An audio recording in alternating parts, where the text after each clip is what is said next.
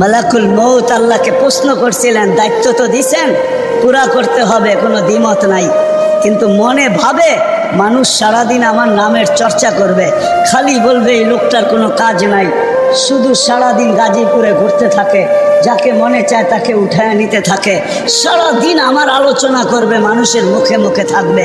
তা আল্লাহ প্রতি উত্তরে বলছিলেন, সাআজআলু লিল মাউতি সাবাবা, আমরা মৃত্যুর কারণ বানায় দিব। ইয়াযকুরু সাবাব ওয়া ইয়ানসাক, মানুষ কারণ নিয়ে আলোচনা করবে, তোমার নাম ভুলেও নিবে না।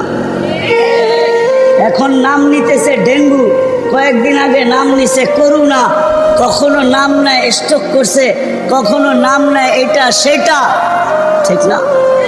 হ্যাঁ, আরেকটা কারণও আছে। শুধু নবীজির দিকে তাকায়, এই উম্মতের জন্য আল্লাহ এটা করছেন, এই উম্মতের জন্য। এই উম্মতকে আল্লাহ আখেরাতে শাস্তি দিতে চান না।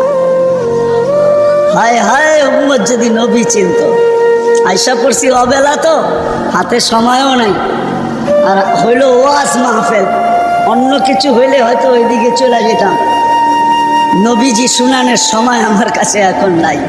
যে উম্মত নবী চিনে না, নবীর কারণেই আমরা পাইছি। এই উম্মতকে শাস্তি আল্লাহ আখেরাতে ইনশাআল্লাহ দিবেন। হ্যাঁ হ্যাঁ, দেয় তো দেয় কি করা, যার উপরে 3-3 বার কুদরতি হাত লাগছে। কয়বার?